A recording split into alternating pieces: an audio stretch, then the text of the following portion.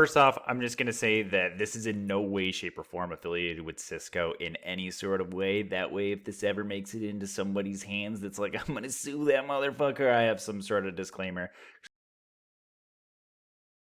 Let me just go ahead and jump straight into Chapter 1. Actually, it's Chapter 2. Chapter 1 is just all about certs, and we're just going to skip over that completely.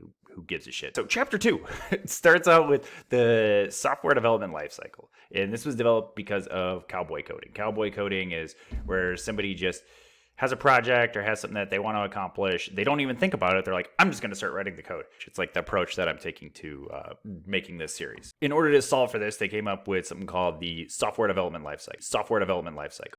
Sdlc for short. Planning, defining, designing, building, testing, and then deployment. And the Cisco lists out a bunch of different models for them. And then after that, it tells you that you only need to know 3 for the test. So we're going to focus on those 3, and whatever the other ones are, who really gives a shit. It's a waterfall, lean, and agile. Waterfall, what is it? It's based off of construction. You know, a nice, sweet little diagram that I drew up, you know, shows the waterfall. And if you look, you start with the requirement, then you go to the design, then you go to the coding, you go to the testing, you go to the maintenance. If you look at the SDLC, it is basically just a bunch of synonyms for everything there. But the main difference is waterfall fucking sucks. And there's 3 reasons why. The first one is that you're stuck in the design phase. You can't change something after you've designed it if you're using this method. And so if we go back to the construction analogy, you think about the Leaning Tower of Pisa, right? Let's say you built it up to the 5th floor, and then you wanted to change the 1st floor. And what you ended up with is a fucking crooked building. And you think about the same thing with your code. Like, let's say you've built your code up to the 5th floor, and then you try to change the 1st floor, and now you have leaning code. Basically, it's not how it should be. It might function, but it won't function perfectly. Or if you found something better along the way as you were doing it, you can't change it because you're fixed into this design. The second thing is you get 0 value out of it until it's actually fully completed. So you're 50% complete with a project and you want to test it or you want to show the customer, you can't. Nothing happens until it's 100% completed. So there's no value actualized until it's done.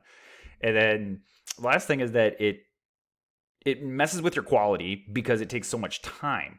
So if you look, think about when you're starting a project. We're going back to this diagram. If you look, when you start at the very first phase, you're at the requirement. You're like, oh, we have 6 months left to complete this project. La la la, XD. Let's just work on the requirement, the design. And then all of a sudden, you're like, holy shit, dude! I only have a month left, and I'm coding. You're like, well, let's just get this code together, slapdash it, and then, all right, fuck it. We're going to sacrifice the testing because we didn't really plan very well. I think about like every vehicle recall you ever had. They probably used the waterfall method, and then they got to the testing phase and they're like, fuck it, dude, let's just roll out this car, and everybody has to send it back because it's deadly, like your code.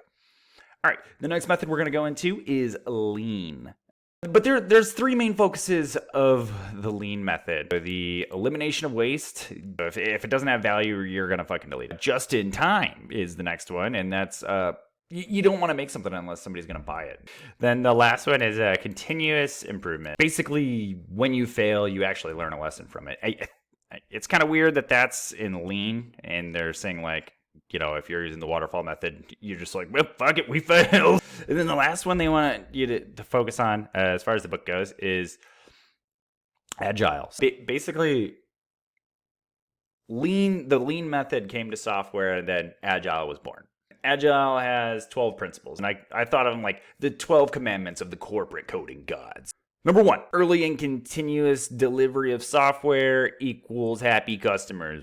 Changing requirements are always welcome. It's number 2. Number 3, working software is delivered frequently. Number 4, close daily cooperation between business and stakeholder and developers. Basically, get everyone in a fucking useless meeting. Number 5, projects built around motivated individuals who should be trusted. So when you're making a project, you actually choose people that are probably actually going to want to do the project. Number 6, face-to-face communications is the best form of communication. I don't know if they've revised that since COVID, since none of us ever talk face to face. Number 7, working software equals a measure of progress. So that means that you're like really giving them like little tiny tidbits continuously. And you could say like, hey, we're making progress. And number 8, maintain a constant pace. That's how you get sustainable development. So that means that you're constantly moving forward and you're not pushing forward with these erratic deadlines. Number 9, pay attention to your technical shit in your design, which, like, okay, yeah, I mean, it makes sense, but really to have to include that, like, oh, pay attention to your... Number 10, try to do as little as you possibly can. So basically keeping it as simple as possible. Number 11, the best stuff comes from self-organizing items.